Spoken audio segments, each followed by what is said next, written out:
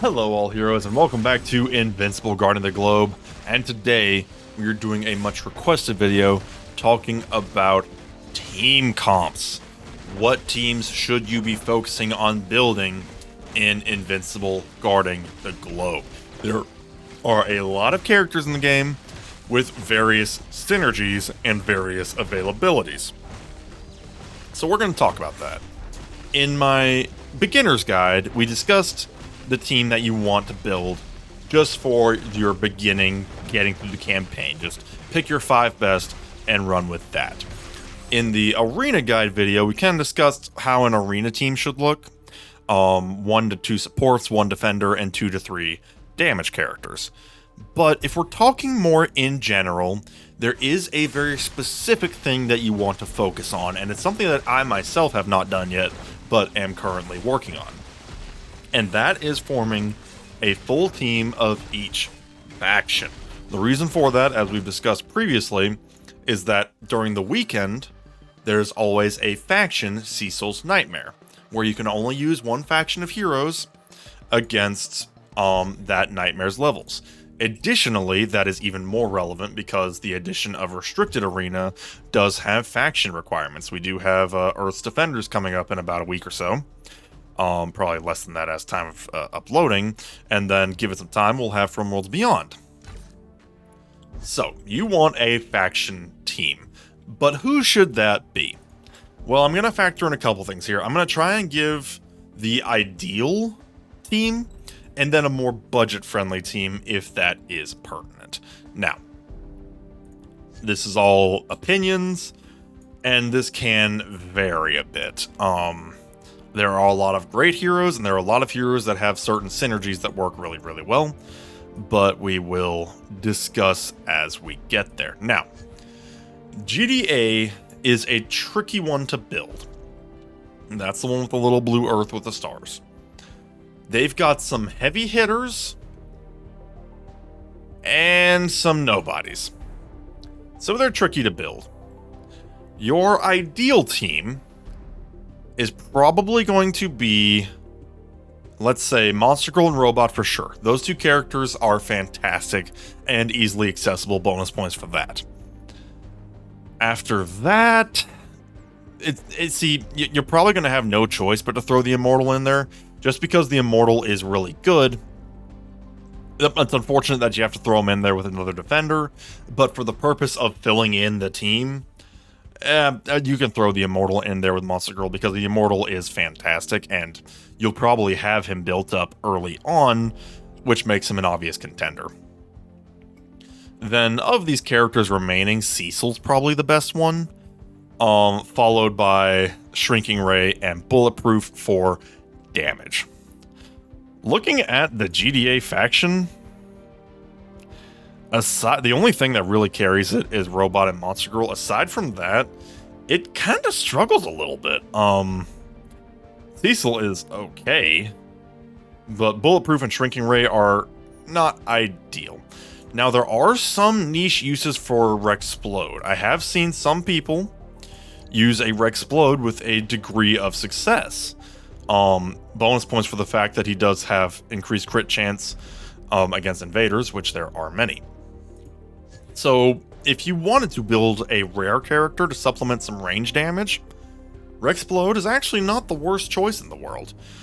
You will see that I have a duplicate. I have 2, in fact. The second duplicate was an accident that I just kind of ran with. The first duplicate was on purpose, because the thing with duplicate is this ability creates a copy of herself, which can draw some aggro.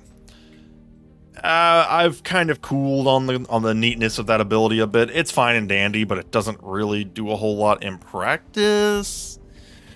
I mean, it's still neat though. I mean, don't get me wrong, I still like Duplicate a lot. It's just she is cursed with being a rare character.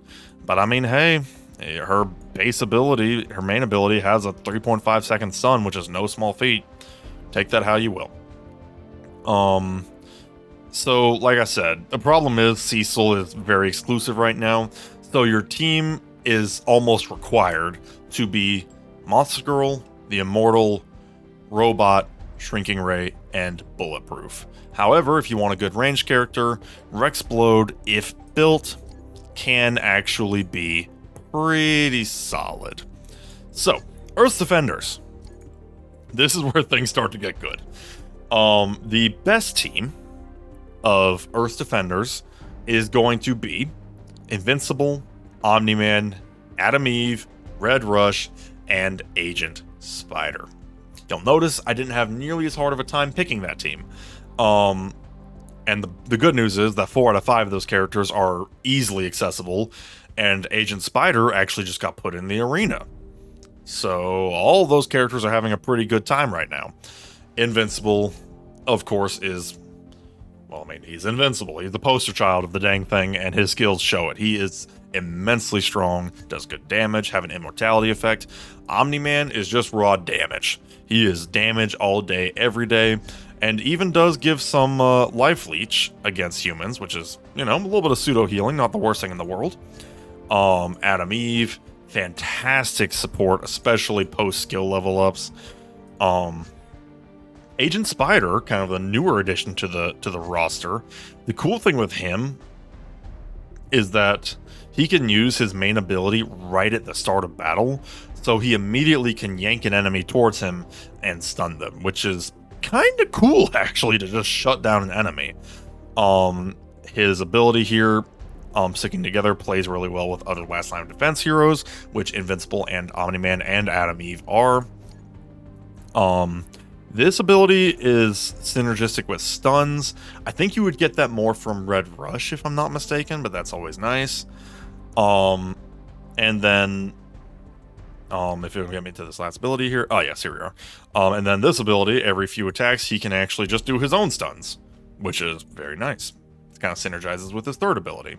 And then Red Rush is a character that has really taken into his own lately. He can silence targets, increase his team's crit damage. He can stun the enemy, which pairs very well with Agent Spider. And then some nice little effects here. He actually can give invincibility. When an ally drops below a certain HP threshold, he just straight up increases their crit chance and gives them invincibility for a chunk of time, which is pretty sweet. And like I said, this whole team is available right now. If Agent Spider cycles out of the arena shop and he's not available, like if you're watching this in the future and Agent Spider isn't available, instead of going Agent Spider, you can go for Green Ghost. Green Ghost is really good because she has a lot of debuffs. Not quite as good as Red Rush, but still pretty dang good. She can turn invisible, she can make her allies invisible, and she does have some stuns, which is not the worst thing in the world. Yeah, probably, ideally, Invincible, Omni-Man, Adam Eve, Red Rush, Agent Spider. If you don't have access to Agent Spider, swap in Green Ghost. Now, you might be asking about a couple of these other characters. War Woman is... she just doesn't have a place. She doesn't do enough damage. She doesn't have good abilities. It's unfortunate. Darkwing 2...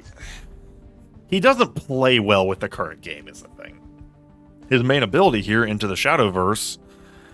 I mean, yeah, he yanks people into the Shadowverse, but he goes in there with them, which means that, yeah, okay, you're robbing the enemy of one character of their team, but you're robbing yourself as well, which is not ideal. So, you know, take that for how you will. Now, from World Beyond, this one is an interesting question, because a good chunk of this faction is extremely premium, but not all of it. So we're gonna kind of work with that as we go. The best team probably would be Alan as your main tank. He is one of the best tanks in the game, period. Then Anissathula with Universa and Russ in the background. Now, the thing with Russ is you kind of want to get his attack all humans ability up, because if you get him up to level 5, he does give an attack increase to all invaders, which all Viltrumites are, well, at least all the evil Viltrumites, I guess, and Universa is an invader as well.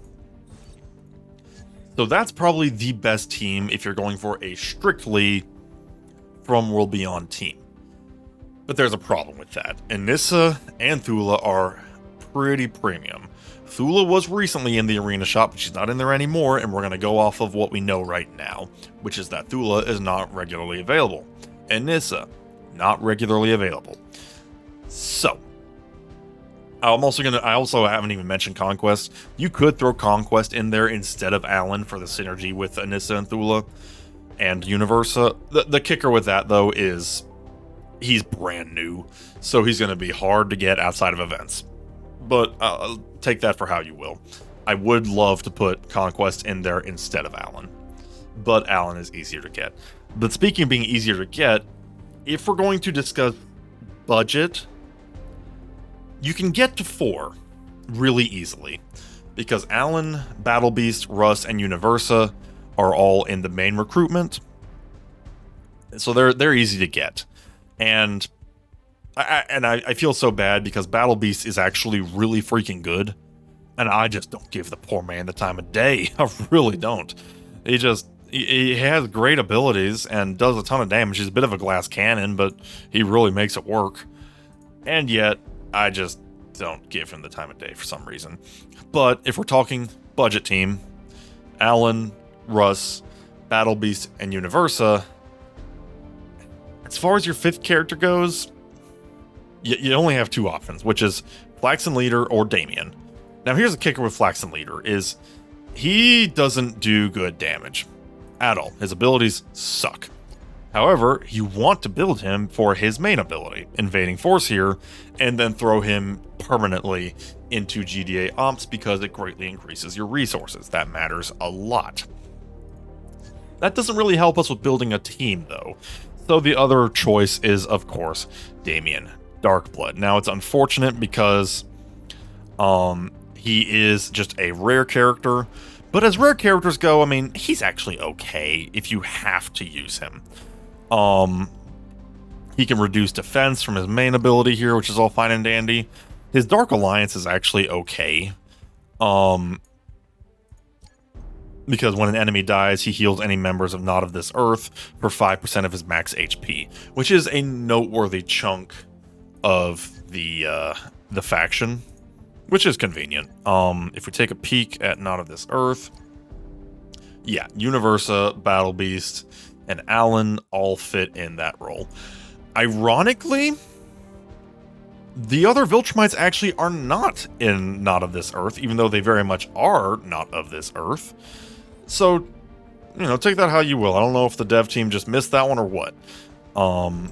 But regardless, my phone is buzzing. Can't have that. Regardless, he actually does synergize very well with Alan, Battle Beast, and Universa, providing them some healing whenever an enemy falls. And then this is okay as well because he does do the silence and even gets a little bit of invisibility. So if you have to choose between the two, for a budget team, pick Damien. So basically, high value team, Alan or Conquest, Thula, Anissa, Russ, Universa. For a more budget team, Alan, Universa, Russ, Battle Beast, and Damien Darkblood. Now, criminals. Once upon a time, I called criminals the worst faction. Now, maybe not, because they've gotten a little bit of love in the form of Powerplex, but Powerplex is a bit of a premium character. However, if we're talking a premium team, here's the team that I think would work out best. Doc Seismic, the best character in the game, obviously. Doc Seismic, Angstrom, and the 2 Mauler twins for just their synergies, and then Mr. Powerplex here.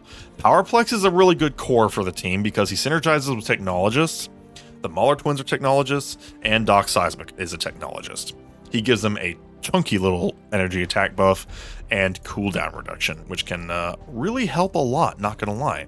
It's also worth mentioning that Angstrom does also increase the cooldown of the Mauler twins, so both of them kind of work together to get them using their abilities as fast as possible, and Seismic, any buff to Seismic is appreciated. So that team of 5 works amazingly. It's so synergistic, it's not even funny. However, like I said, Powerplex is very new and very exclusive. So, in light of that, there's two routes you can go. The logical route is replace Powerplex with Titan. This team does not actually, the initial team that I suggested does not actually come with a proper defender. You can just take off Powerplex, put in Titan, and call it a day. That does work. But I'm going to give an honorable mention to another strategy, which is a funny little niche team that does work surprisingly well, which is Angstrom Levy and 2 of each of the Mauler twins, 2 ranged, 2 melee. The reason for that is each of them have an ability that increases their stats for each Mauler on the team. That stacks in a hurry, in a freaking hurry, and Angstrom synergizes specifically with Maulers. So, funny enough, the Angstrom Mauler twin team actually does punch pretty high above its weight. Now, it's not terribly efficient, because it means you're building 2 of the same character, which is not ideal, and especially in this game where resources are a major currency in the game, you kinda don't want to do that. However, like I said, I will point out that it does work. So yeah, that is basically the team you can put together for each of the 4 factions. Now, the last thing I'm going to say is keep an eye on the multiverse arena, because this can kind of give you an idea after you build your core 4, I'll say, your core 4 faction teams. You can take a peek at this calendar to decide, okay, maybe I want to focus on Guardians of the Globe, because it looks like we might get that in about 2 weeks. And then you can go take a look at your heroes, do the filter, and see who would actually work for that. And in this case, we see that it's like, duplicate, monster girl, robot, immortal, yada yada yada. Then you might could focus on that. The nice thing is, if you followed a good chunk of my advice from building the team for GDA, you probably have a lot of them powered up already. Just kind of something convenient to keep in mind. A lot of stuff, once you build the core 4 faction teams, a lot of other things will just kind of fall into place because there's a lot of tag overlap, which can be very helpful. But yeah, that about sums it up. Like I said, even me myself, I haven't done this yet. I'm working on it. Post Powerplex, I'm kind of working on the team here, finally giving my criminal team some love. My GDA team needs some serious help, but we're getting there. We've got Monster Girl up to Omnipotent Plus, we just desperately need to give her levels. My Earth Defenders team is okay. Like I said, I've got Green Ghost powered up. I could use her instead of Red Rush, and very likely will.